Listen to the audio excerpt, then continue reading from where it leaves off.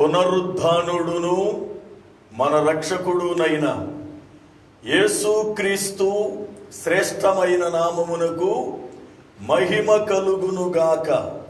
దేవునికి స్తోత్రం. హల్లెలూయా.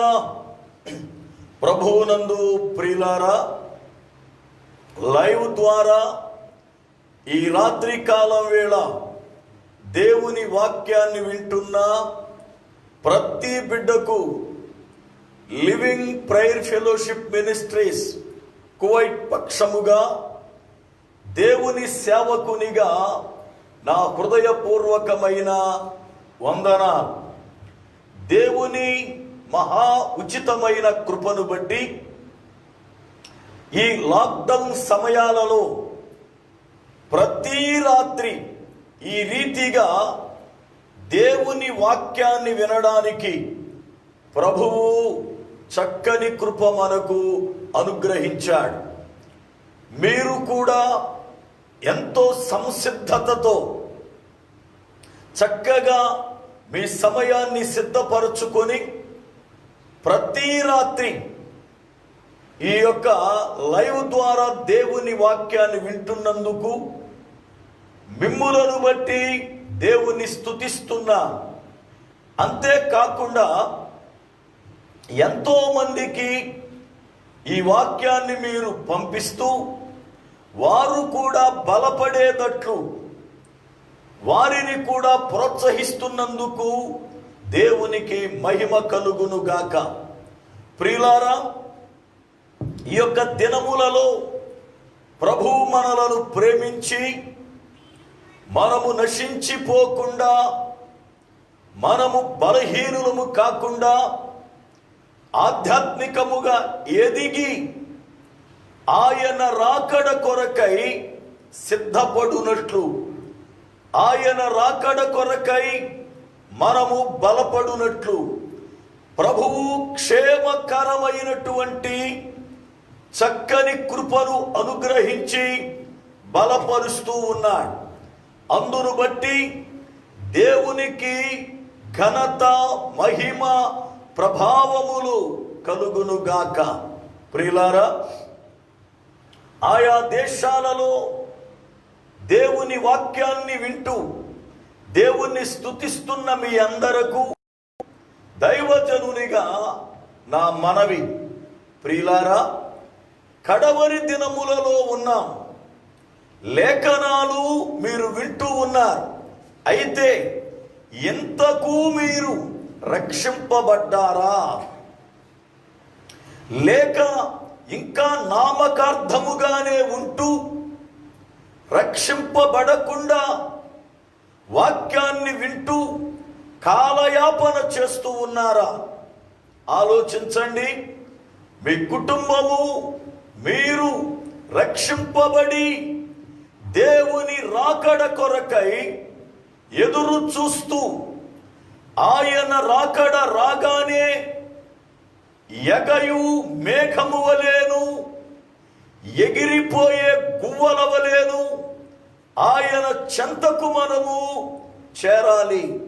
కనుక ప్రియ దేవుని బిడ్డలారా, దేవుని యొక్క వాక్యాన్ని వింటున్న మనం మనలను చక్కగా సిద్ధపరుచుకుంటూ ఏ దినమునకు ఆ దినమే ప్రభువు మనతో మాట్లాడుతూ ఉన్న విషయాలను బట్టి దిద్దుకుంటూ మనలో ఉన్న ప్రతి లోపాన్ని సరిచేసుకుంటూ దేవుని రాకడకై పెండ్లె కుమార్తె వలె మనము సిద్ధపడాలి. దేవునికి స్తోత్రం. హల్లెలూయా. ఈ రాత్రి కాల వేళ దేవుని వాక్యాన్ని వినడానికి సిద్ధపడదాం. ప్రియులారా, బైబిల్ గ్రంథాన్ని తీసుకున్నారా? అలాగే నోట్సు, పెన్ను చక్కగా పుల్లారా దగ్గర పెట్టుకున్నారా? వ్రాసుకోగలిగిన బిడ్డలు చక్కగా వ్రాసుకోనండి. ప్రతి రాత్రి ప్రభు మనతో ఎన్నో శ్రేష్టమైన సంగతులు మాట్లాడుతూ ఉన్నాడు. మనము ఆధ్యాత్మికముగా ఎదుగు నిమిత్తం ప్రభు మనలను బలపరుస్తూ ఉన్నాడు. కనుక దేవుని యొక్క వాక్యాన్ని వింటున్న మనం, దేవుని యొక్క రాకడకు పులారా సిద్ధపడే మనం ప్రతిదినం ఆయన యొక్క పాదముల దగ్గర నేర్చుకోవాలి. దేవునికి స్తోత్రం, హల్లెలూయా. మనము గత రాత్రి వేళ ద్రాక్ష యొక్క వళ్ళులను గూర్చి లేక ద్రాక్ష యొక్క చెట్టును గూర్చి నేర్చుకుంటూ ఒక చెట్టుని గూర్చి మనము ధ్యానము చేశాం. సొదొమ గొమొర్ర పొలములలో పుట్టిన ద్రాక్షావళి అని, దాని యొక్క పండ్లు పిచ్చి పండ్లు అని, దాని రసము క్రూర విషము, నాగుపాముల విషము అని ప్రియులారా ధ్యానము చేశాం.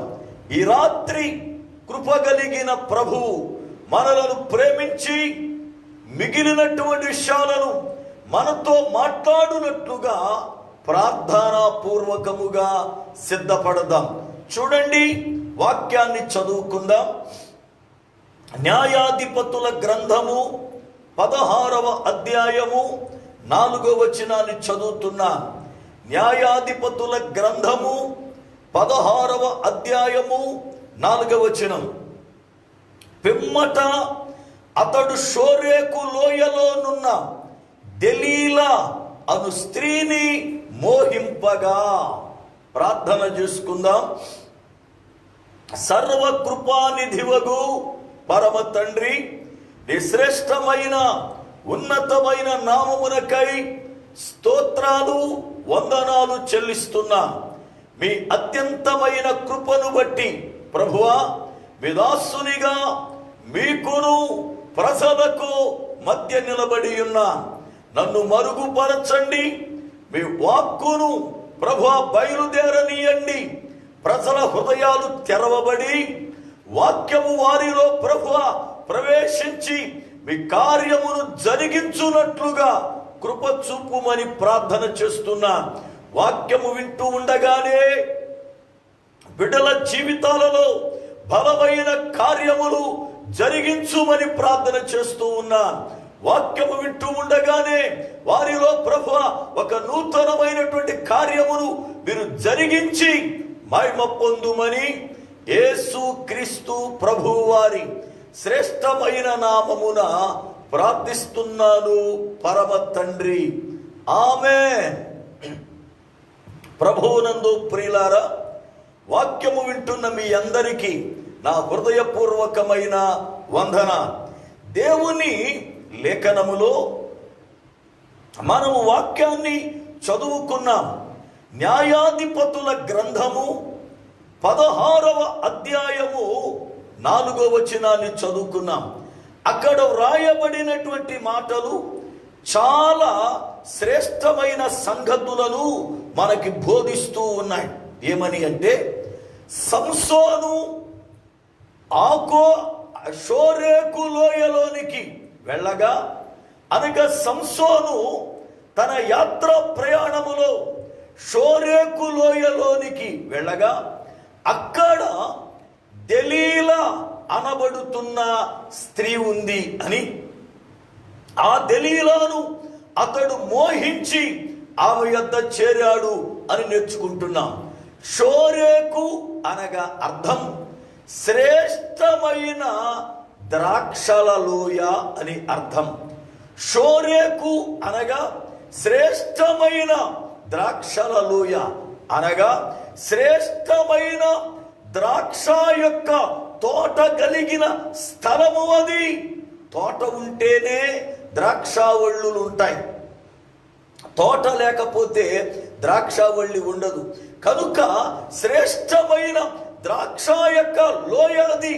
అనగా ఆ యొక్క శ్రేష్టమైన ద్రాక్ష యొక్క తోటలో లేక శ్రేష్టమైన ద్రాక్షల ఆ లోయలో ఎవరున్నారు అని అంటే దెలీలా ఉన్నట్లుగా లేఖనాన్ని మనం చూస్తూ ఉన్నాం.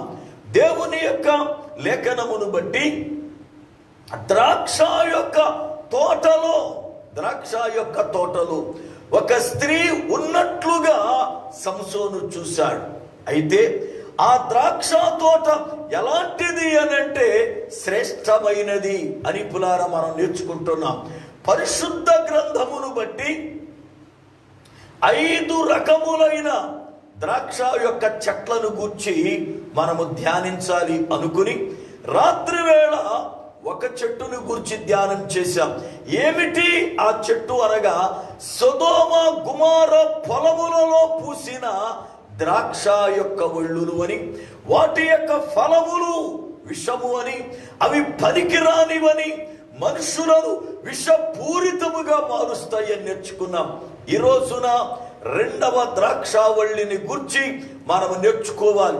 ఎందుకంటే ద్రాక్ష యొక్క తోట లేక ద్రాక్షావళ్ళులు దేవుని సంఘానికి ముంగుర్తుగా బైబిల్ గ్రంథం బోధిస్తుంది. గత రాత్రి ధ్యానం చేశాం. యెషయా గ్రంథం 5వ అధ్యాయం 7వ వచనం ప్రకారం, యెషయా గ్రంథం 5వ అధ్యాయం 7వ వచనం ప్రకారం ఇశ్రాయేలీల వంశము సైన్యములకు అధిపతియగు యెహోవా ద్రాక్ష తోట అని నేర్చుకున్నాం. అనగా ద్రాక్ష తోట దేవుని యొక్క ప్రజలైన ఇశ్రాయేలీల వంశముగా దేవుని సంఘానికి ముంగుర్తుగా ద్రాక్ష తోట ఉంది.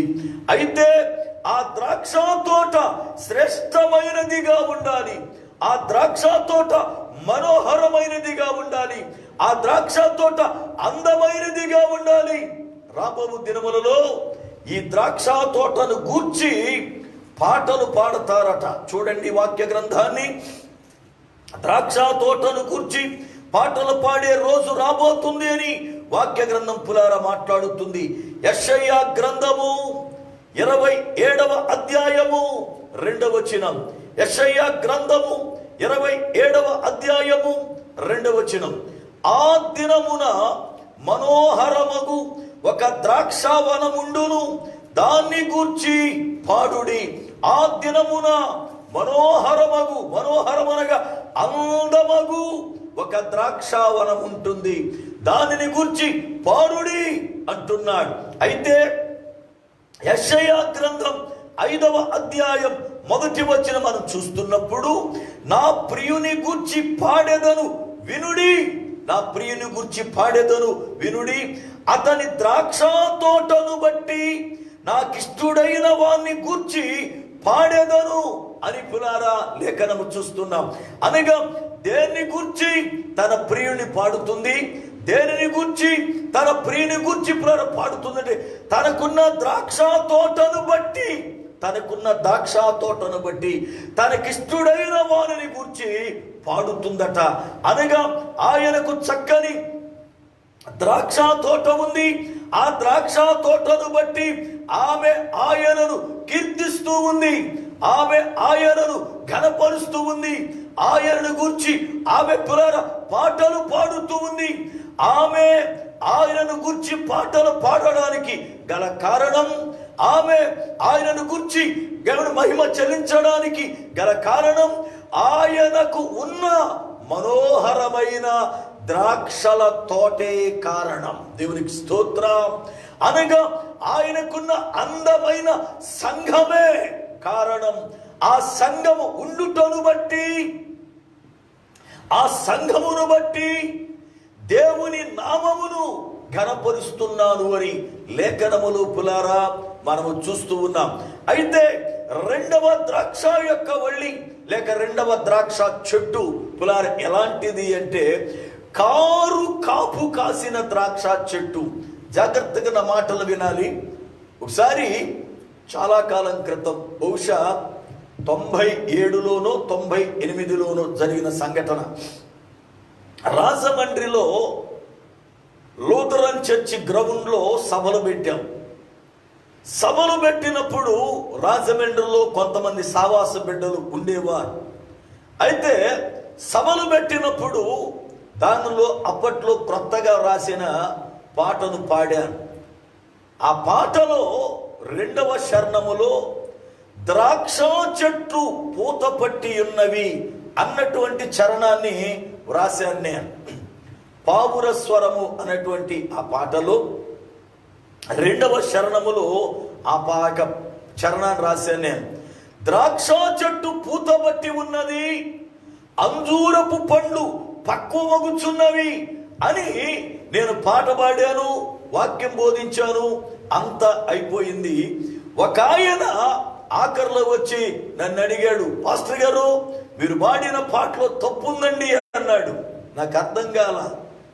ఏం తప్పు ఉందో చెప్పండి బ్రదర్, నేను సరి చేసుకుంటాను, తప్పనిసరిగా ఆ తప్పుని మరలా రాకుండా చూస్తాను అని చెప్పాను.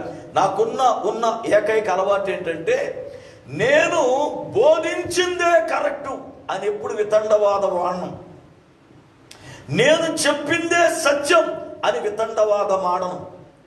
ఒకవేళ పొరపాటున నేనే ఏదైనా ఒకవేళ పులారా లేనిది చెప్పి ఉండవచ్చు, నాకు అవగాహన లేకో, ఒకవేళ బైబిల్ యొక్క పరిజ్ఞానం అంతగా తెలియకో, నాకున్న పరిస్థితిని బట్టి నేను ఒకవేళ ఆ యొక్క వర్తమానములో ఏమైనా పులారా చెప్పి ఉండవచ్చు. అందును బట్టి ఎవరైనా వచ్చి అయ్యా మీరు ఇదిగో తప్పు చెప్పారండి, ఎలా ఉంది బైబిల్లో మీరు చూడండి అంటే ఖచ్చితంగా సరి చేసుకుంటా. అదే అలవాటు నా దగ్గర ఉండేటువంటి వారికి కూడా నేర్పుతా. మనము చెప్పిందే కరెక్టు అని అనుకోవద్దు, ఎప్పుడు మనం మాట్లాడేదే కరెక్టు అనుకోవద్దు. వాక్యాన్ని చూచి వాక్యములో ఉన్న ప్రకారం మనం మాట్లాడితే అప్పుడు కరెక్ట్ అనుకుందాం. ఒక్కొక్కసారి వాక్యములో లేని విషయాలు కూడా మనము పొరపాటున రూరల్గా అనేస్తూ ఉంటాం. మీకు ఒక సంఘటన చెబుతాను నేను. ఏలూరులో నాకు విల్సన్ రాజు గారని ఒక మంచి స్నేహితులు ఉండేవారు. ఆయన చనిపోయారు. ఆయన గవర్నమెంట్ ఈ హాస్పిటల్స్ పైన సూపర్వైజర్గా గవర్నమెంట్ ఉద్యోగం చేసేవారు. ఆయన మంచి చక్కనటువంటి ఆధ్యాత్మిక జీవితం కలిగిన ఆయన. అయితే ఒకసారి రేడియోలో వర్తమానం ఇస్తూ ఒక దైవజనుడు సంఘము మధ్యాకాశానికి ఎత్తబడుతుంది, మనము మధ్యాకాశములో ఉంటాము అని ఆయన వర్తమానం ఇచ్చేశాడు. ఆ తరువాత ఆయనతో మా ప్రియులు విల్సన్ రాజు గారు మాట్లాడుతూ, అన్నా నీవు మాట్లాడిన మాటలో సంఘము మధ్యాకాశానికి ఎత్తబడుతుంది అని చెప్పావు కదా, ఆ పదము బైబిల్ గ్రంథములో లేదు కదా, మనము ఆకాశ మండలమునకు కొనిపోబడుదుము అని వాక్యములో ఉంది కదా, మరి మధ్యాకాశానికి వెళుతుంది సంఘమని, సంఘం మధ్యాకాశానికి ఎత్తబడుతుందని మీరు ఎలా చెప్పారు అని అడిగితే ఆయన పెద్ద సేవకుడు. ఆయన అన్నాడు, ఏదో అన్న రూరల్గా ఆ మాట చెబుతా ఉంటాం మేము, కనుక సంఘం అనేది ఆకాశ మండలమును కొనిపోబడుతుంది వాక్యములు ఉంది, అది సత్యమే, కానీ రూరల్గా ఆ మాట వాడుకైపోయి అలా చెప్పాను అన్నాడు.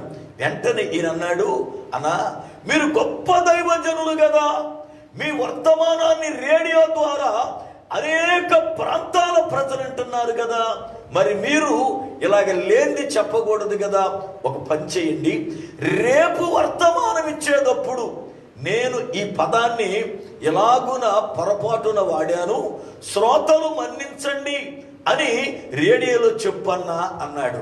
ఆయన అన్నాడు, అన్నా అలా చెప్పకూడదన్నా, చెబితే నేను చాలా తేలికైపోతానన్నా, మీరేమనుకోవద్దన్నా అన్నాడు. అంటే చాలా మంది చెప్పిన పొరపాటుని సరి చేసుకోవడానికి ఇష్టపడరు. చాలా మంది చెప్పినది తప్పైనా వాళ్ళు చెప్పిందే సత్యం అన్నట్లుగా వాళ్ళు పట్టుకుని ఏలాడుతూ ఉంటారు.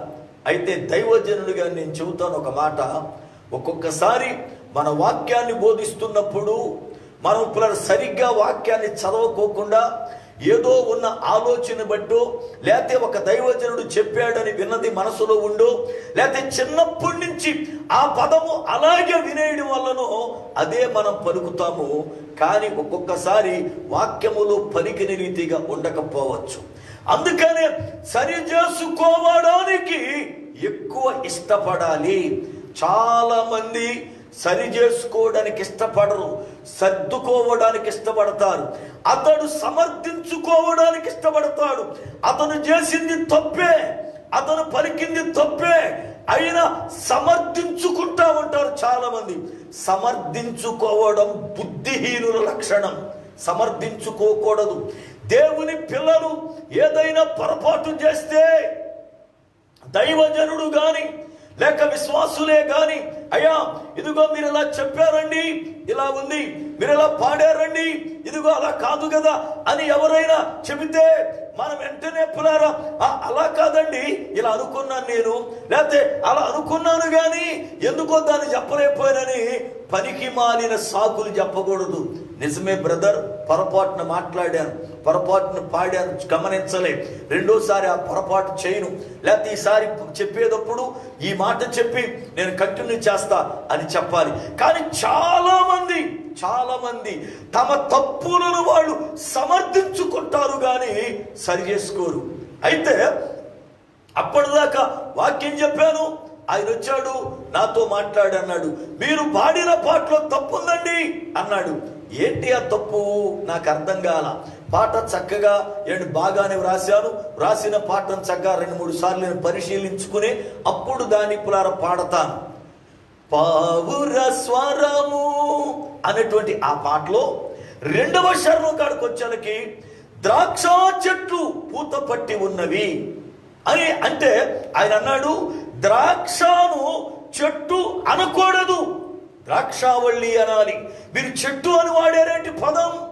బైబిల్లో చెట్టు అని లేదు కదా, ద్రాక్షావళి అని ఉంది కదా, మీరు అలాంటప్పుడు చెట్టు అని ఎలా వాడారు అంటే నేను నవ్వుకుని, బ్రదరు వాక్యం మీకు బాగా తెలిసినట్లుందే అన్నాను. తెలవడం ఏంటి, నాకంతా తెలుసు, మీ పాస్టర్లు ఏం చెబుతారు ముందే తెలుసు నాకు అన్నాడు. చాలా సంతోషం అని అన్నాను. బ్రదరు, ద్రాక్షావళి అని బైబిల్లో ఉంది, ద్రాక్ష చెట్టు అని కూడా బైబిల్లో ఉంది. దానిని చెట్టు అంటారు, అలాగునే ఒళ్ళి అంటారు. ఒళ్ళి అంటే తీగ, ద్రాక్ష తీగలు అంటారు, అలాగే ద్రాక్ష చెట్టు అంటారు. ఎక్కడుంది చూపించండి అన్నాడు. ఆయనకు ద్రాక్ష చెట్టు అనే పదం ఎక్కడుందో బైబిల్లో చదివి వినిపించా. అప్పుడు సారీ బ్రదర్ ఏమనుకోవద్దు, ఏదో ఇప్పుడు వరకే ద్రాక్షవల్లి అని విన్నాను నేను, అందుకే అలాగనుకున్నాను నేను అన్నాడు. ఆయన వెళ్ళిపోయిన తర్వాత పక్కన ఆయన వచ్చి అంటాడు, పాస్టర్ గారు మీరు ఏమనుకోవద్దు, ఆయన ఏ పాస్టర్ వాక్యం చెప్పినా ఏదో ఒకటి పట్టుకుని వచ్చి అలా అడుగుతాడండి, అది ఆయన నైజం అన్నాడు. నేను అన్నాను, ఆ నైజము నాకు మేలు. ఎందుకంటే ఒకవేళ నేను ఎప్పుడైనా పొరపాటు చేస్తూ ఉన్నప్పుడు ఇదిగో పొరపాటును కూడా అడిగేవాళ్ళు ఉంటారు అని అర్థమయ్యి ఆ పొరపాటును చేయకుండా ఉండడానికి అది నాకు మేలు అని చెప్పాను. దేవునికి స్తోత్రం, హల్లెలూయా. దేవుని యొక్క లేఖనములో ఇప్పుడు పులారా ద్రాక్ష చెట్టుని 2వ చెట్టును గూర్చి లేక ద్రాక్ష 2వ వల్లిని గూర్చి మనం ధ్యానించబోతున్నాం. అది ఏమిటి చూడండి వాక్య గ్రంథాన్ని. యెషయా గ్రంథము 5వ అధ్యాయము 2వ వచనం చదువుతున్నా. యెషయా గ్రంథము 5వ అధ్యాయము 2వ వచనం. ఆయన దానిని బాగుగా త్రవ్వి రాళ్లను ఏరి అందులో శ్రేష్టమైన ద్రాక్ష తీగలను నాటించెను. దాని మధ్యను బురుజు ఒకటి వేయించి ద్రాక్ష తొట్టిని తొలిపించెను. ద్రాక్ష పండు ఫలింపవలెనని ఎదురు చూచుచుండెను గాని అది కారు ద్రాక్షలు కాసెను అనగా రెండవది ఏది? ఆ ద్రాక్ష యొక్క గెలలు అనగా. రెండవది ఏవి? ఆ ద్రాక్ష యొక్క కాపు అనగా కారు ద్రాక్షలు. మొదటిది పిచ్చి ద్రాక్షలు, వాటి యొక్క రసము, వాటి యొక్క ఫలము పులారా నాగు పాముల క్రూర వృషం అని చదువుకున్నాం. ఇప్పుడు రెండవది వాటి ఫలములు ఏమిటి అంటే కారు ద్రాక్షలు. తినడానికి పనికిరావు, కారు ద్రాక్షలు కాస్తా ఉంది, ఈ చెట్టు తినడానికి పనికిరాదు పులారా. అనగా భయంకరమైనటువంటి పులుపుగాను భయంకరమైనటువంటి పులారా ఈ కాయలు ఉంటాయి. ఈ కాయలు నోట్లో పెట్టలేం, తినడానికి పనికిరావు పులారం. బైబిల్ గ్రంథములో దేవుడు అంటాడు, నేను ఇదిగో ద్రాక్షావళిని తెచ్చా. ఎక్కడ నుండి అనగా ఐగుప్తు నుండి ఆయన తెచ్చాడట. చూడండి వాక్య గ్రంథాన్ని, కీర్తనల గ్రంథము 80వ కీర్తన 8, 9, 10 వచనాలు పులారం చూడండి. కీర్తనల గ్రంథం 80వ కీర్తన 8, 9, 10 వచనాలు. నీవు ఐగుప్తులో నుండి ఒక ద్రాక్షావళిని తెచ్చితివి, అన్య జనులను వెళ్ళగొట్టి దాన్ని నాటితివి, దానికి తగిన స్థలము సిద్ధపరచితివి, దాని వేరు లోతుగా పారి అది దేశమంతటా వ్యాపించను, దాని నీడ కొండలను కప్పెను, దాని తీగలు దేవుని దేవదారు వృక్షములను ఆవరించను. ప్రియులారా, దేవుని యొక్క లేఖనములో, దేవుని లేఖనములో వ్రాయబడిన మాట. ఆ కీర్తనకారుడు అంటాడు, నీవు ఐగుప్తు నుండి ద్రాక్ష తీగను తెచ్చావు, దానిని ఇదిగో అన్య జనులను వెళ్ళగొట్టి నాటావు అన్నాడు. దాని అర్థమేమిటి అని అంటే, ఐగుప్తులో నుండి ఇశ్రాయేలు అనబడుతున్న ద్రాక్ష యొక్క వల్లిని తెచ్చాడు. ఐగుప్తులో నుండి ఇశ్రాయేలు అనబడుతున్న ద్రాక్ష మొక్కను తెచ్చి కనాను దేశములో ఉన్న అన్యులు అనబడుతున్న రాళ్లను ఏరివేశాడు ఆయన. అన్యులు అనబడుతున్న వారు 7 తెగలు కనాన్లో ఉన్నారు. అప్పుడు హిత్తీయులని, గిర్గీయులని, యెబూసీయులని, కనానీయులని వారు అక్కడుంటే వాళ్ళందరినీ రాళ్ళు ఏరినట్లుగా ఏరి పక్కన పడేసి ఈ యొక్క ద్రాక్షావళిని నాటాడు. అని ఇశ్రాయేలీలను కనాను దేశములో పులారా నిలబెట్టాడు. కనాను దేశములో స్థాపించి ఇశ్రాయేలీలు అనే ఈ ద్రాక్ష తోట ద్వారా నాకు మంచి ఫలములు వస్తాయి, ఈ ద్రాక్ష యొక్క తోటలో మంచి ద్రాక్ష యొక్క ఫలములు చూస్తాను, దాని రసాన్ని నేను పానము చేస్తాను, ద్రాక్షావళ్ళులు చక్కనటువంటి ద్రాక్ష గెలలను కాస్తాయి, మంచి కాపు వస్తుంది అని ఎదురు చూస్తూ ఆయన తోట వేసినప్పుడే తోట మధ్యలో చక్కని ఒక తొట్టి తొలిపించాడు. ఎందుకంటే ఫలాలు బాగా కాస్తాయి. ఈ ఫలాలన్నీ కలిసి ఆ తొట్టులో వేసి త్రొక్కి దాని రసాన్ని తీయాలి అని పులారం. అయితే ఒక దుఃఖకరమైన విషయం ఏమిటి అనంటే, ఈ యొక్క తోట, ఈ యొక్క శ్రేష్టమైన ద్రాక్ష తోట, ఈ శ్రేష్టమైన ద్రాక్షవల్లి నాటినప్పుడు శ్రేష్టమైనదే, నాటినప్పుడు శ్రేష్టమైనదే, నాటినప్పుడు శ్రేష్టమైన రీతిగా నాటాడు. కానీ కాపు కాడకొచ్చలకి ఇది పనికి రాని నిష్ప్రయోజనమైన కారు ద్రాక్షలు కాసింది. ఆయన అంటాడు, ఇప్పుడు మీరు చెప్పండి, నేనేం చెయ్యాలి ఈ తోటకి, నేను ఎలాంటి తీర్పు తీర్చాలి తోటకి, మీరు నాకు న్యాయం చెప్పండి అని నాటిన యజమానుడు పుల్లారా మాట్లాడుతున్నాడు. ఈ రోజున దేవుని వాక్యాన్ని బట్టి పుల్లారా, రెండవ ద్రాక్ష యొక్క అనుభవం ఏంటి తెలుసా? తినడానికి పనికిరాని కారు ద్రాక్షలు. మొదటి ద్రాక్ష పళ్ళు, మొదటి ద్రాక్షలు పిచ్చివైతే వాటిలో విషం ఉంది. దీనిలో పుల్లారా కారు ద్రాక్ష పళ్ళు అనగా తినడానికి పనికిరావు. పరిశుద్ధ గ్రంథములో యెహెజ్కేలు గ్రంథము 18వ అధ్యాయం 2వ వచనం మనం చదువుతున్నప్పుడు, యెహెజ్కేలు గ్రంథం 18వ అధ్యాయం 2వ వచనం అంటాడు, తండ్రులు ద్రాక్ష యొక్క పండ్లు తినగా వారి పిల్లల పళ్ళు, తండ్రులు ద్రాక్ష పళ్ళు తింటే పిల్లల యొక్క పళ్ళు పులిసాయట. అనగా ఏమి కారణం? తండ్రులు తిన్న పళ్ళు పులుపు, తండ్రులు తిన్న పళ్ళు పులుపు. ఈ రోజున పులారా కాస్తున్న కారు ద్రాక్ష యజమానుడికి పనికిరాటల్లా. మీరు గమనించండి, సంఘము దేవుడు ఏమిటి పులారా నాటిన ద్రాక్ష తోట, సంఘము దేవుని యొక్క తోట, సంఘం దేవుని యొక్క తోట. అయితే ఈ తోటలో ఫలములు ఫలించాలి అని, ఈ తోటలో ఫల సాయం నాకు రావాలి అని యజమానుడైన ప్రభు చూస్తూ ఉంటే తోట కాపు కాస్తుంది, తోట పులారా చక్కని గుత్తెలు పులారా దిగుతున్నాయి. యజమానుడికి పనికొచ్చే కాపు కాదు, యజమానుడికి ఉపయోగపడేవి కాదు. కారు ద్రాక్షలు కాస్తున్నాయి, చెడ్డ ద్రాక్షలు కాస్తున్నాయి. అనగా సంఘాలలో నేటి కాపు, సంఘాలలో నేటి ఫలములు దేవునికి పనికి వచ్చే రీతిగా లేవు. ఈ రోజున మీరు చూడండి, కాపు కాస్తున్నాయి కానీ ఫలములు యజమానుడైన ప్రభువుకి కలిగిన వారమే అన్నట్లుగాను, మేము కూడా కాపు కాసాం అన్నట్లుగాను ఉంటున్నాయే గాని ఈ ఫలముల వల్ల నా ప్రభు ఘనతొస్తుందా? ఈ ఫలముల వల్ల నా ప్రభు సంతోషిస్తాడా? ఈ ఫలముల వల్ల దేవునికి మహిమను చెల్లిస్తున్నానా అన్నటువంటి ఆలోచన చాలా మట్టికి కాపు కాస్తున్నాయి, కారు ద్రాక్షలు కాస్తున్నాయి. కారు ద్రాక్షలు ఎవరికి ప్రయోజనములే, ఎవరికి ప్రయోజనములే. కొన్ని సంఘాలు ఉంటాయి, ఎవ్వరికి ఉపయోగం ఉండవు. వాళ్ళు కొట్టుకుంటమే, వాళ్ళ గొప్పలు వాళ్ళు చెప్పుకోవడమే, వాళ్ళ డబ్బు వాళ్ళు వాయించుకోవడమే, వాళ్ళ ఘనతలు వాళ్ళు చెప్పుకోవడమే, వాళ్ళను వాళ్ళే పొగుడుకోవడమే తప్ప ఎవ్వడికి ప్రయోజనములే. ఆ సంఘాల వల్ల పులారా ఎవడికి ప్రయోజనము లేదు.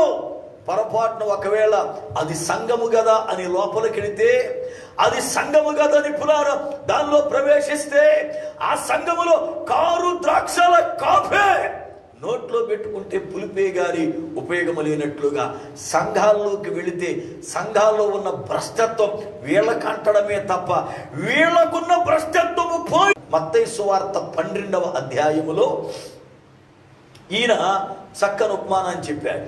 ఏమిటి ఆ ఉపమానం అంటే, ఒక గృహం ఉంది, ఆ గృహములో ఒక్కటే దెయ్యము కాపురం ఉంటుంది. ఎందుకంటే గృహ యజమానుడు లేడు, గృహాన్ని కట్టుకున్నాడు కానీ వాడు ఏదో దూర ప్రాంతానికి వెళ్ళి బ్రతుకుతున్నాడు. అయితే ఆ గృహం ఎవరికి అద్దెకివ్వాల. అందును బట్టి ఆ ఇంట్లో ఒక దెయ్యం ఉంటుంది.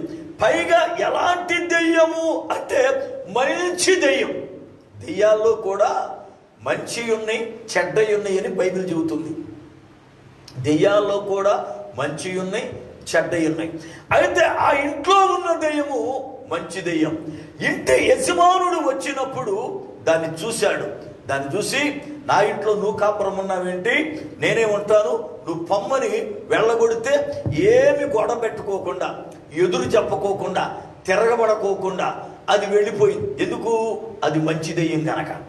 అది మంచి దెయ్యము గనక ఏదోలయ్యా ఖాళీగా ఉన్నాను, ఇల్లు నీదే, నాదని ఎప్పుడు నేను అనలేదు కదా, కనుక ఇదిగో మీరు ఖచ్చితంగా మీ ఇల్లు మీరు తీసుకోండి అని వెళ్ళిపోయింది మంచి దెయ్యం. ఇప్పుడు చూడండి, చాలా మంది పాపం ఈ కోటి దేశంలో ఆయా దేశాల్లో పని నిమిత్తం వెళ్ళినటువంటి వాళ్ళు పాపం ఫ్లాట్లు తీసుకుంటున్నారు. వాడు ఓనుగా ఫ్లాట్ తీసుకుని దానిలో వాళ్ళుంటూ వాళ్ళతో పాటు ఇంకా కొంతమంది బిడ్డలకి దానిలో షేర్ ఇస్తే కొంత అద్దె కలిసి వస్తుందని పాపం వాళ్ళకి భాగాలు విభజించి ఉండేటట్లుగా ఇస్తున్నారు. విచిత్రం ఏంటి తెలుసా? ఈ ఫ్లాటు తీసుకున్న యజమానులు వాళ్ళు చాలా నెమ్మదిగా ఎవరినేమనుకోకుండా మన దగ్గరికి అద్దుకొచ్చారు కనుక ఇదిగో వాళ్ళని జాగ్రత్తగా ఉంచాలి అని చెప్పి వాళ్ళు ఏం మాట్లాడరు. కానీ కొంతమంది అద్దెకొచ్చిన వాళ్ళ ప్రవర్తన చూడాల. వాళ్ళు ఫ్లాట్ యజమానుల్లాగా వాళ్ళు పెత్తనం చేస్తారు మిగతా అందరి మీద. అసలు ఫ్లాట్ వాళ్ళు ఏమో మాట్లాడరు. పైన అద్దెకొచ్చిన వాళ్ళు వాళ్ళ సొంత ఫ్లాటులాగా పెత్తనాలు చేస్తారు. గడిబిడి.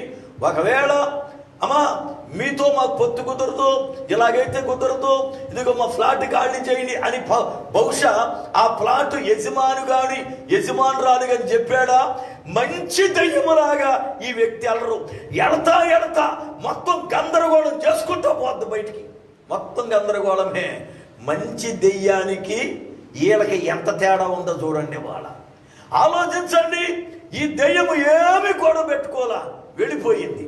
అయితే అది ఉండడానికి నీరు లేని స్థలం ఎక్కడైనా ఉందేమో అని, అంటే నీరుంటే ఉండదట ఆ దెయ్యం. నీరు లేని స్థలం ఎక్కడైనా ఉందేమో అని చెప్పి చాలా ప్రాంతాలు తిరిగింది కానీ అంతా నీరే ఉంది. నీరు లేని స్థలం దొరకలేదు దానికి. ఈ లోపల మళ్ళీ ఒక ఆలోచన వచ్చింది. అసలు నేను విడిచి వచ్చిన ఇల్లు ఒక్కసారి చూద్దాం. ఎందుకంటే ఇంతకుముందు అలాగే కొంతకాలం ఉండి వెళ్ళిపోయాడు కదా. ఒకవేళ అలాగే మళ్ళీ వెళ్ళిపోతే నేను మళ్ళీ దానిలో ఉందాం వచ్చే వరకు అని చెప్పి వచ్చి చూస్తే ఈ యజమానుడు అతడు లేడు, వెళ్ళిపోయాడు. అది శుభ్రంగా సదిరేసి వెళ్ళాడు, కానీ ఎవ్వరిని ఆ ఇంట్లో పెట్టలా. దీనిని ఉండనీ లేదు, అతడు ఉండలేదు. దీని కోపం వచ్చేసింది. మంచిది, ఒక మాట చెబుతా, దుర్మార్గులకు కోపం వస్తే ఏం జరగదు. ఎందుకంటే దుర్మార్గుడు గనక దుర్మార్గమే ఉంటది, అంతే, కొత్తగా జరిగేది ఏముండదు. కానీ మంచివాడికి కోపం రాదు, వస్తే అది చాలా భయంకరంగా ఉంటది. మంచోడికి సామాన్యంగా కోపం రాదు, వస్తే దాని ఫలం చాలా భయంకరం, చాలా భయంకరం. ఎంత భయంకరంగా ఉండదో ఒక మాట చెబుతా. ఇప్పుడు ఈ దెయ్యం మంచిది కదా, వెళ్ళిపోయింది. ఈ ఇల్లు చూడగానే కోపం వచ్చేసింది. నేను ఉంటా ఉంటే వీడికి అసూయ వచ్చి ద్వేషం వచ్చి నా ఇల్లు పొమ్మన్నాడు, పోయాను నేను. ఆడు ఉండాలి కదా, లేదంటే ఎవరికైనా అద్దెకిచ్చుకోవాలి కదా, అద్దెకి ఇవ్వలేదు, వాడు ఉండలేదు. నేను మంచిదాన్ని కాబట్టి ఆడు ఇలా చేశాడు, ఇలా కుదరదు. నాకన్నా చెడ్డ 7 దెయ్యాలని వెంట పెట్టుకొచ్చి కూర్చోవాలి, ఆడెవరు వెంటప్పుడు చూద్దామని దీనికన్నా చెడ్డ దెయ్యాలు 7 మొత్తం దీంతో కలిపి 8 వచ్చి ఇంట్లో కూర్చున్నాయి. ఇంక ఇప్పుడు ఆడు వల్ల కాదు ఇల్లు ఖాళీ చేయించడం. ఎందుకంటే ఇదైతే ఇటు వరకు ఒకటే, పైగా మంచిది, అందుకనే ఏమనుకోండి వెళ్ళిపోయింది. ఇప్పుడు ఇది ఒప్పుకున్నా వెనకాల 7 ఒప్పుకో, ఎందుకంటే అవి చెడ్డయి. ఇప్పుడు చూడండి, ఒకటి పోయి 7 వెనకాల పెట్టుకుని తెచ్చుకుని ఇప్పుడు 8 కూర్చున్నాయి. నేటి విశ్వాసుల పరిస్థితులు సంఘాలలో ఇలాగే ఉన్నాయి. ఇతడు రక్షింపబడక ముందు అన్యుడుగా ఉన్నప్పుడు చాలా బాగుండేవాడు. మీరు బాగా గమనించాలి నా మాటలు. అన్యుడుగా ఉన్నప్పుడు దేవుని ఎరుగడు అన్న ఒక్క మాట, పాపములో ఉన్నాడు అంటే త్రాగుడులోను, వ్యభిచారములోను, జూదములోను, దొంగతనములోను, మోసములోను, అబద్ధాల్లోను ఉన్నాడు అన్న మాటలు తప్ప ఆ వ్యక్తిలో మరి ఏం కనపడం. కానీ విచిత్రం ఏంటి తెలుసా, ప్రభువులోనికొచ్చిన తరువాత వాటికన్నా చెడ్డవి ఘోరంగా ఇప్పుడు ఇతనిలో కనపడుతున్నాయి. మీరు చూడండి, గమనించండి. అన్యుడుగా ఉన్నప్పుడు అతడికి ఆ గుడని ఈ గుడని ఏ భేదం ఉండేది కాదు.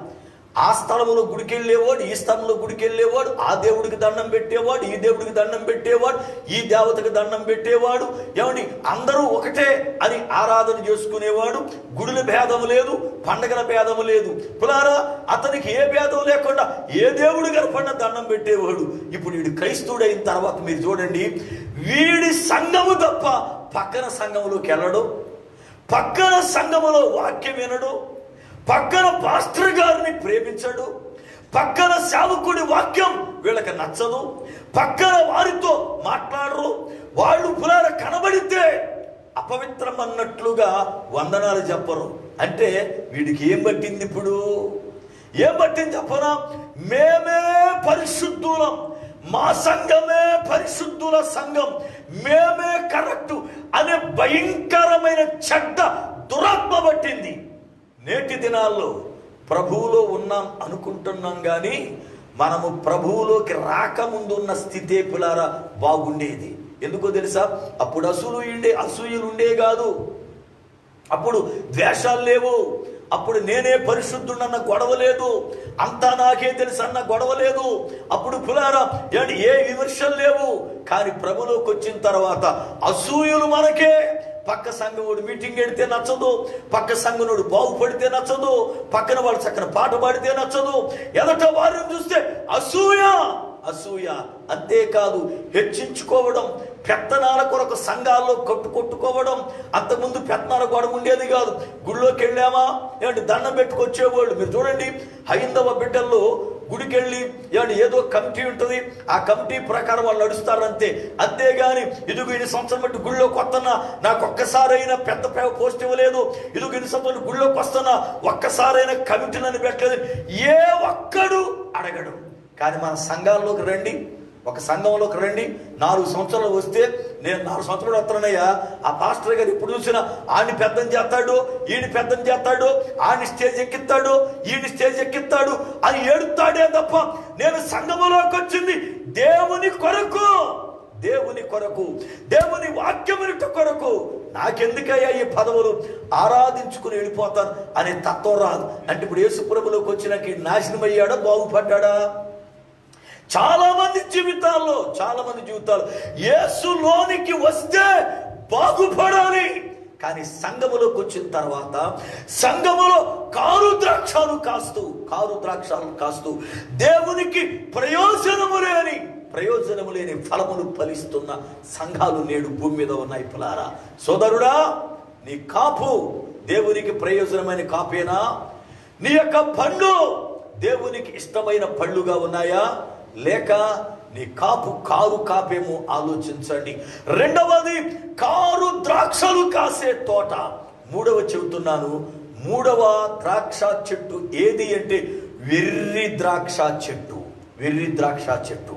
ఒక రోజున ఏలియా భక్తుడు ఆరోహణమై వెళ్ళిపోయాడు. ఎలీషా తిరిగి వచ్చాడు, తన శిష్యులతో కలిసి గిల్గాలు అనే ప్రాంతానికి వచ్చాడు. గిల్గాలు అనే ప్రాంతానికి వచ్చిన తరువాత వాళ్ళకి ఆకలిస్తూ ఉంది. అయితే వాళ్ళ దగ్గర ఏ ఆహారము లేదు, వండుకోవడానికి సరైన పరిస్థితులు. దైవజనుడు అన్నాడు, ఆకు కూరలతోనే భోంచేద్దాం, మీరు వెళ్ళి తలోతుక్కుకెళ్ళి ఆహారానికి ఏ ఆకులైతే పనికొస్తాయో, మనం ఏ ఆకులైతే తినగలుగుతున్నామో వాటిని కోసుకుని రండి. ఇక్కడ మిగిలిన వాళ్ళు చక్కగా పొయ్యి మీద ఒక పెద్ద కుండ పెట్టండి, ఆ ఆకులు తెచ్చి వండుకున్న తర్వాత మనం తిందామని చెప్పారు. పిల్లరా, శిష్యులు తలో దిక్కుకు వెళ్ళిపోయారు. ఒక ఆయన పొయ్యి మీద కుండ పెట్టాడు, చక్కగా వంట చేస్తున్నాడు. జాగ్రత్త గమనించాలి, పొయ్యి మీద కుండ పెట్టాడు, వంటకు రెడీ చేశాడు, పులార చక్కగా సిద్ధపరిచాడు. ఈ లోపల ఆకులు కోసుకురావడానికి వెళ్ళిన వారు ఆకులన్నీ కోసుకొచ్చారు, చక్కగా తిరిగారు, కుండలో వేశారు. కుండలో వేసిన తరువాత ఇక భోజనాన్ని కూర్చున్నారు లైన్గా. ఒక 100 మంది కూర్చుంటే వాళ్ళు పులార భోంచేయడం సిద్ధమై ఒకడు త్వరపడి చక్కగా పులార ప్రార్థన చేసుకుని నోట్లో పెట్టుకున్నాడు. ఎప్పుడైతే నోట్లో పెట్టుకున్నాడో వాడి నోరంతా కూడా చేదైపోయింది, వాడి నోరంతా విషపూరితమైపోయింది. వెంటనే కేకేశాడు, దైవజనుడా, కుండలో విషముందండి, కుండలో విషముంది, నోట్లో పెట్టగానే కూర నా నోరంతా పాడైపోయింది అన్నాడు. వెంటనే దైవజనుడు ఆపి, బాబు, అసలు కుండలో విషం ఉండడానికి వేసింది ఆకులేగా, కనుక అసలు ఎవరెవరు ఏ ఆకులు తెచ్చారో పట్టుకురండి చూద్దాం ఒకసారి అని చెప్పి దైవజనుడు చెబితే మళ్ళా వెళ్ళి ఎవరు ఏ ఆకులు తెచ్చారో వాటిని కోసుకొచ్చారు. అప్పుడు ఏం జరిగిందో చూడండి వాక్యాన్ని. రాసుల 2వ గ్రంథం 4వ అధ్యాయము, రాసుల 2వ గ్రంథము 4వ అధ్యాయము 38, 39 వచనాలు. ఎలీషా గిల్గాలునకు తిరిగి రాగా ఆ దేశమందు క్షామము కలిగి ఉండెను.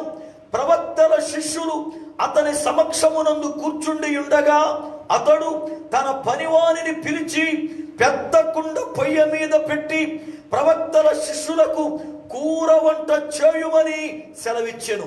అయితే ఒకడు కూరాకులు వేరుటకు పొలములోనికి పోయి వెర్రి ద్రాక్ష చెట్టును చూచి దాని గుణమెరుగక దాని తీగలు తెంపి ఒడి నిండా కోసుకుని వచ్చి వాటిని తరిగి కూర కుండలో వేషను. కింద విషయాలు మీరు చదువుకోండి. జరిగిన పరిస్థితి వ్రాయబడిన విషయాన్ని మనం చదివాం. అక్కడ వ్రాయబడిన మాటలు, ఒకడు కూరాకులు ఏరుటకు పొలములోనికి వెళ్ళాడు, అనగా ఈ ద్రాక్ష చెట్టు పొలములోనే ఉంది. ఇది ఎక్కడ అడవిలో లేదు, రోడ్డు ప్రక్కన లేదు, పిల్లలు ఎక్కడో ప్రత్యేకంగా లేదు, ఇది పొలములోనే ఉంది. కానీ ఇది ఎలాంటి చెట్టు అంటే వెర్రి ద్రాక్ష చెట్టు. చూపునకు ఇది కూడా ఒరిజినల్ ద్రాక్ష చెట్లాగే ఉంటుంది, చూపునకు శ్రేష్టమైన ద్రాక్ష చెట్లాగా ఉంటుంది, చూపునకు మంచి ద్రాక్ష చెట్లాగా ఉంటుంది. కానీ దాన్ని కోసిన తర్వాత ఆకు తింటే గాని తెలవదు అది వెర్రి ద్రాక్ష అని. పులారా జాగ్రత్తగా గమనించాలి. ఇది ఎలాంటి చెట్టు అంటే వెర్రి ద్రాక్ష. వెర్రి ద్రాక్ష, వెర్రి ద్రాక్ష పళ్ళు తినడానికి పనికిరావు. వెర్రి ద్రాక్ష ఫలములు పులారా దేనికి ప్రయోజనము కాదు. కానీ అది మంచి ద్రాక్ష చెట్టులాగా ప్రజల్ని ఆకర్షిస్తుంది. మంచి ద్రాక్ష చెట్టులాగా ప్రజల్ని పులారా ఆకర్షిస్తుంది. ఒక అద్భుతమైన సంఘటన చెప్పనా? ఇతడు ప్రవక్త శిష్యుడు అయితే కూరాకులు ఏరుటకు పొలములోనికి వెళితే మంచి ద్రాక్ష చెట్టులాగా అతన్ని ఆకర్షించి మోసం చేసింది ఇది. ఆ ద్రాక్ష చెట్టును చూసి మోసపోయాడు. అది కుండలోకి వచ్చే వరకే దాని యొక్క విషయం అర్థం కాలేదు. పాత నిబంధనలో ఈ ద్రాక్ష చెట్టు ఒక ప్రవక్త శిష్యుణ్ణి మోసం చేస్తే, క్రొత్త నిబంధనలో ఏకంగా ఒక చెట్టు యేసు ప్రభు వారినే మోసగించింది. ఆయన బయలుదేరి వెళుతూ ఉండగా రోడ్డు ప్రక్కన ఉన్న ఆ యొక్క అంజూరపు చెట్టు నిండా ఆకులు కలిగి, చెట్టు నిండా ఆకులు కలిగి ఫలములున్న చెట్టు వలె కనబడుతూ ఉంది. ప్రభు అనుకున్నాడట, దీని మీద ఏదో దొరుకుతుంది ఖచ్చితంగా అనుకుని గబగబా వెళ్ళి చెట్టంతా ఎతికాడు. ఒక్క ఫలము కూడా కనపడలా. ఏకంగా ప్రభువు వారినే అది మోసగించింది. ఫలములు ఉన్నట్లుగా కనబడుతూ పులారా, కానీ ఫలములు లేవు. ఈ చెట్టు మంచి ద్రాక్ష చెట్టులాగా ఆకర్షించింది. మంచి ద్రాక్ష చెట్టు అనుకున్నాడు, కానీ దాని గుణం ఎరగడట. అప్పుడప్పుడు భర్తలకి కోపం వచ్చినప్పుడు భార్యల్ని గద్దించేటప్పుడు ఒక మాట అంటారు, అంటే నీ గుణమెరుగక నిన్ను చేసుకున్నానే, నీ గుణమెరుగక, నీ గుణంగా తెలిసింటే అసలు నిన్ను జస్తే చేసుకోపోదును అంటారు చాలా మంది. అంటే అర్థం ఏంటి? ఆమె పైకి అందంగా ఉందని ముఖం చూసి మంచిది అనుకున్నాడు, ఆమె రంగు చూసి చాలా చక్కని అనుకున్నాడు, ఆమె మాట తీరి చూసి బాగా చదువుకుందనుకున్నాడు, లేకపోతే ఆమె పరిస్థితి చూసి నాకు అనుగుణముగా భార్య అవుతుంది అనుకున్నాడు. కానీ వివాహమైన తర్వాత అసలు రంగు బయటడింది. అప్పుడు అంటాడు, నీ గుణమెరుగక నిన్ను చేసుకున్నాను నేను, నీ గుణమెరుగ. అప్పుడు నీ గుణము తెలియదు. ఈ రోజున చాలా మంది గుణాలు తెలియటలే, గుణములు తెలియక మోసపోతున్నారు. స్త్రీల విషయంలో పురుషులు మోసపోతున్నారు, పురుషుల విషయములు స్త్రీలు మోసపోతున్నారు. గుణమెరుగక ఈ ద్రాక్ష యొక్క చెట్టును గురించి వ్రాయబడిన మాట తెలుసా? అది వెర్రి ద్రాక్ష. దాని గుణమెరుగక వాడు ఒడి నిండా ఆకులు కోసుకొచ్చి వేసేసాడు కూర లోపల. అది విషమవడమే కాదు, అంత కూరంతా కూడా పాడు చేసింది. కూరంతా విషమయము చేసింది, గుణంతా విషముగా మారిపోయింది. ఆ ఒక్క ఆకు దాని గుణమెరుగక లోపల వేయడం వల్ల లోపల ఉన్న మిగతా ఆకుల్ని కూడా నాశనం చేసింది. చూడండి, నేటి సంఘాలలో పులారా చాలా మంది భక్తి కలిగిన క్రైస్తవుల్లా కనపడతారు, భక్తి కలిగిన ప్రజల్లాగా వస్తారు గుడికి. వాళ్ళ పాటలు ఎంత బాగుంటాయో, అబ్బా పరలోకం వెళితే ఈమె ఏమంటే మంచి గాయకురాలు అన్నట్లుగా, ఏమంటే ప్రభువు ఏమని ఈమెతోనే ఉన్నాడు అన్నట్లుగా ఎంత చక్కని పాటలు, ఎంత చక్కగా వాక్యం చదువుతారు. చూసేవాళ్ళకి దైవభక్తురాలాగా, చూసేవారికి ఎంతో వాక్యం అనుభవం ఉన్నట్టుగా కనపడతారు, ఎంతో ప్రార్థన చేస్తున్నట్లు కనపడతారు, ఎంతో కానుక ఇచ్చి నేను కాబట్టి దేవుని సేవకుడిని ఆదుకుంటున్నారు అన్నట్లు కనపడతారు. అలా ఎప్పుడైతే కనపడుతున్నారో సేవకుడు పాపం వివేచన లేకోకుండా ఆలోచించుకోకుండా ఆమె పై రూపాన్ని చూసి, ఇంతవరకు మా సంఘములు ఇలాంటి సింగర్లు లేరు, మా సంఘములు ఎలాంటి ఇదిగో ప్రార్థన పరురాలు లేరు, మా సంఘములో ఎలాంటి వాక్యం తెలిసిన బిడ్డలు లేరు, కనుక ఈ మనిషి మా సంఘములో ఉండడం మాకు ఆశీర్వాదం, ఈ మనిషి మా సంఘములో ఉండటం మాకు దీవెనని చెప్పి పాపం ఆమెను తీసుకొచ్చి కొయ్యలో పెడతాడు. ఆయన తీసుకొచ్చి కొయ్యలో పెడతాడు. ఆ మనిషిని తీసుకొచ్చి ముందు రోలో కూర్చోబెడతాడు. ముందు రోలో కూర్చున్నప్పుడు బాగానే ఉంటది వ్యవహారం. ఆ తర్వాత బయటపడద్దు అసలు గుణం. మొత్తం కొయ్యరోలు అందరినీ పాడు చేస్తుంది ఆ మనిషి. కొయ్యరోలు అందరినీ నాశనం చేస్తుంది ఆ మనిషి. ఆ మనిషిలో ఉన్న విషం కొయ్యరోలు అందరికి ఎక్కేస్తుంది. ఆ వ్యక్తిలో ఉన్న విషం తన తోటి వారందరికి ఎక్కేస్తుంది. చివరాఖరికి సేవకుడు గమనించుకోకుండా కళ్ళు మూసుకుని ఉంటే సంఘమే విషపూరితంగా మారిపోతే ఆయన అనుకుంటాడు, ఏమి ఇలా విషపూరితంగా మారిపోయింది, నేను మంచి పునాది వేసానే, నా సంఘములో మంచి బిడ్డలేనే, వాక్యం బాగా చెప్పానే, చాలా చక్కగా నడిపించానే, ఎక్కడొచ్చింది పొరపాటు అంటే అప్పుడు నెమ్మదిగా ఒక ఆయన చెబుతాడు, అయ్యగారు మేము చెబితే మీరు మా మాటలు లేదుగా, ఇదిగో ఆ మనిషిని తీసుకొచ్చి పెట్టావు కొయ్యలో, అందుకే కొయ్యలు నాశనం అయింది. ఆ మనిషిని తీసుకొచ్చి పెట్టావు సంఘ పెద్దల్లో, అందుకే సంఘం నాశనం అయింది. ఆ మనిషిని తీసుకొచ్చి సంఘములో నెత్తి మీద ఎక్కించావు, అందుకే సంఘం మొత్తం నాశనం. సంఘం మొత్తం నాశనం ఒక్క మనిషి వల్ల. ఏమి కారణం? అది వెర్రి ద్రాక్ష. అది వెర్రి ద్రాక్ష. పైకి మాత్రం మంచి ద్రాక్షలా కనపడద్ది, పైకి మాత్రం చాలా అందమైన ఒరిజినల్ ద్రాక్షలా కనపడద్ది, కానీ అసలు స్వభావం వేరు. అసలు స్వభావం వేరు. దాని అసలు స్వభావం విషపూరితం. ఈ రోజున ఎంతమంది మనలో ఇలాంటి వాళ్ళు ఉన్నారు?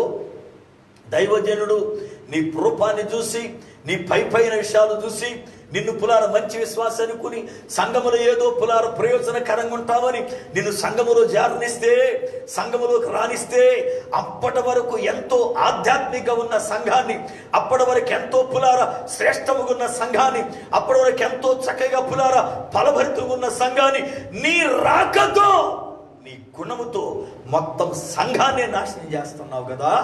ప్రియ దేవుని బిడ్డ, నువ్వు వెర్రి ద్రాక్ష చెట్టు అని నీకు అర్థమయ్యిందా? ఎన్నో సంఘాలు సేవకులు గోల ఎందుకో తెలుసా? అయ్యా ఆ కుర్రోడు ఇదిగో రాకముందు సంఘం బాగుండేదండి, ఆ కుర్రోడు మంచోడు అనుకున్నా,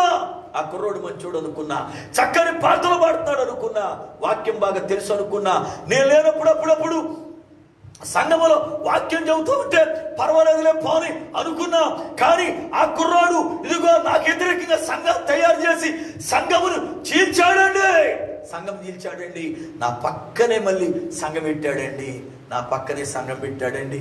ఎందుకు వచ్చింది పరిస్థితులు? సేవకుడా, నీకు వివేచన లేకపోవడమే కదా. ఏది వెర్రి ద్రాక్షానో, ఏది మంచి ద్రాక్షను గమనించకపోవడమే కదా. ఈ దైవజనుడిని ఎలీషాకు అర్థమైంది, వీడు కోసుకొచ్చింది మంచి ద్రాక్ష కాదు, ఇది వెర్రి ద్రాక్ష అని. దాని పళ్ళు విషం. అది విషం అవడమే కాదు, దానితో పాటు ఉన్న వాళ్ళందరిని విషంగా మార్చేస్తుంది. ఈ రోజున చాలా మందిలో ఉన్న చెడ్డగుణం ఏంటి తెలుసా? అది చెడిపోవడమే కాకుండా దానితో ఉన్న పులార కొంతమందిని చెడిపేస్తారు చెప్పుడు మాటలు పెట్టి. చెప్పుడు మాటలు చాలా డేంజర్ పులారా. నిజముగా నేను చెబుతా ఉన్నాను, చాలా మంది చెప్పుడు మాటలు విని దైవజనుని మీద పులార కోపాన్ని పెట్టుకుని, దైవజనుని మీద అసూయను పెట్టుకుని, దైవజనుని పులారా దూషిస్తూ లేక విమర్శిస్తూ సంఘములో నుండి వెళ్ళిపోయే వాళ్ళు చాలా మంది ఉన్నారు. కారణం ఏంటయ్యా? ఎందుకు వెళ్ళిపోతున్నావు సంఘములోంచి? దైవజనుడిది ఏమైనా తప్ప? అబ్బే ఏమి లేదండి చెప్పరు. ఏంట్రా అని చివరాఖరికి ఎంక్వైరీ తీస్తే ఆ మనిషి ఈ మనిషికి ఇలా చెప్పిందండి, అందుకే మనిషి గుడి మానేసింది అంటే, నువ్వు గుడి మానేయడానికి కారణం తెలుసా? ఒక మనిషి నిన్ను పాడు చేయడం. చెప్పుడు మాటలు సంఘాల్లో పిల్లారా, మీరు చెడిపోయి ఇతరులను చెడపొద్దు. నీకు చేతనైతే నీవు బాగుపడి ఒక మనిషిని బాగుపడేటట్లు చేయి. నీవు రక్షించబడి ఒక మనిషిని రక్షణలోకి నడిపించు. నువ్వు మారు మనసు పొంది నీ బుద్ధిని మార్చుకొని ఇంకొక మనిషి మార్పు చెందేటట్లుగా చెయ్యి. అంతేగాని నువ్వు చెడిపోయి నలుగురిని చెప్పుడు మాటలు చెప్పి ఆ చెప్పుడు మాటలు ఎక్కేసి నేను పాస్టర్ గారు అలాగన్నాడు, సంఘములో ఫలానా మనిషి ఇలాగంది, సంఘములో ఫలానా ఆయన ఇలాగన్నాడు అని చెప్పి వాళ్లకు లేని పోది చెప్పుడు మాటలు చెప్పి సంఘాలను భ్రష్టత్వం చేయొద్దు. నేను చెబుతాను, చెప్పుడు మాటలు వినే వాళ్ళకి జ్ఞానం ఉండదు, చెప్పుడు మాటలు వినే వాళ్ళకి బుద్ధి పనిచేయదు. కారణం చెప్పుడు మాటలే తీపి అనుకు నాశనం అయిపోతారు. అవ్వ నాశనం అయిపోవడానికి, అవ్వ అపవిత్రమయుగా మారిపోవడానికి, అవ్వ దేవుని ఆజ్ఞను మీరిపోవడానికి, అవ్వను ఆదామును దేవుడు ఏదైనా తోటలో నుంచి బయటికి పంపివేయడానికి కారణం చెప్పుడు మాటలు అనడమే కదా అవ్వ చేసిన తప్పు. సర్పము కుయుక్తిగా మాట్లాడితే సర్పము యొక్క మాటలు నమ్మి, చెప్పుడు మాటలు నమ్మి ఆ అవ్వ నాశనాన్ని తెచ్చుకుంది. ఈ రోజున సంఘాల్లో ఉన్న బిడ్డలారా, చెప్పుడు మాటలు ఎనొద్దు. చెప్పుడు మాటలు చాలా డేంజర్. నీ జీవితాన్ని పాడు చేస్తాయి, నీ జీవితాన్ని నాశనం చేస్తాయి.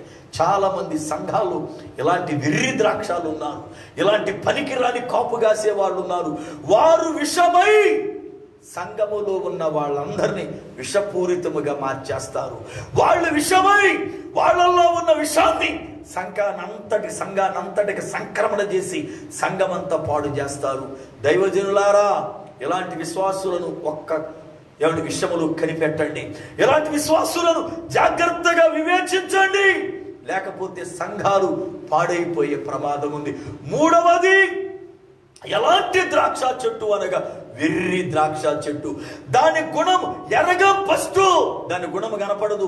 అది ఎంతో గొప్ప గుణం ఉన్నట్లుగా, ఎంతో భక్తి కలిగి ఉన్నట్లుగా, ఎంతో శ్రేష్టమైనట్లుగా కనపడుతుంది. కానీ చివరాకారికి దాని ఫలము సంఘమంత విషమైపోవడమే. ఈ రాత్రి వేళ ఒకవేళ మనలో అలాంటి గుణము ఉంటే సరి చేసుకుందాం. మనలో అలాంటి క్రియలు ఉంటే పులారా దిద్దుకుందాం. మనలో అలాంటి బుద్ధి ఉంటే పులారా సరి చేసుకుందాం. దేవునికి ప్రయోజనమైన ద్రాక్షావల్లిగా, దేవునికి ప్రయోజనమైన శ్రేష్టమైన ద్రాక్ష గెలలు కలిగిన లోపలారా ఆ యొక్క ఫలమునిచ్చే చెట్టుగా నీవు నేనుండాలి. ఇప్పటికి 3 అయినాయి. దేవుని చిత్తము బట్టి రేపు రాత్రి మిగిలిన 2 ద్రాక్ష యొక్క చెట్లను గురించి, మిగిలిన 2 ద్రాక్ష ఒళ్ళను గురించి మనం ధ్యానం చేద్దాం. ఈ రాత్రి ఒకవేళ నీవు కారు ద్రాక్షాలు కాసే చెట్టుగా ఉన్నావేమో, లేక ఒకవేళ పుల్లారా వెర్రి ద్రాక్ష చెట్టుగా ఉన్నావేమో, నువ్వే చెట్టు ఆలోచించండి. సంసోను షోరేకు లోయలోనికి వెళ్ళాడు, అనగా శ్రేష్టమైన ద్రాక్షల లోయలోనికి వెళ్ళాడు. ఈ రోజున పుల్లారా దేవుని వాక్యం బోధిస్తుంది, మన జీవితంలోనికి శ్రేష్టమైన ద్రాక్షావళ్ళుల అనుభవం రావాలి. సంఘం శ్రేష్టమైన ద్రాక్ష లోయగా ఉండాలి. అప్పుడు నశించిపోతున్న ఒక పాపి ప్రాణ రక్షణ కొరకై శ్రేష్టమైన ద్రాక్షల లోయలోనికి వస్తాడు. అదే సంఘమే కారు ద్రాక్షలుగా ఉంటే, సంఘమే వెర్రి ద్రాక్షలుగా ఉంటే, సంఘమే పిచ్చి పళ్ళు కాసే చెట్టుగా ఉంటే ఆ సంఘములోకి వచ్చిన వాడు నాశనమైపోతాడు, వచ్చిన వాడు చచ్చిపోతాడు. కనుక సంఘములోకి వచ్చిన వాడు బ్రతకాలి గాని పిల్లారా చనిపోకూడదు.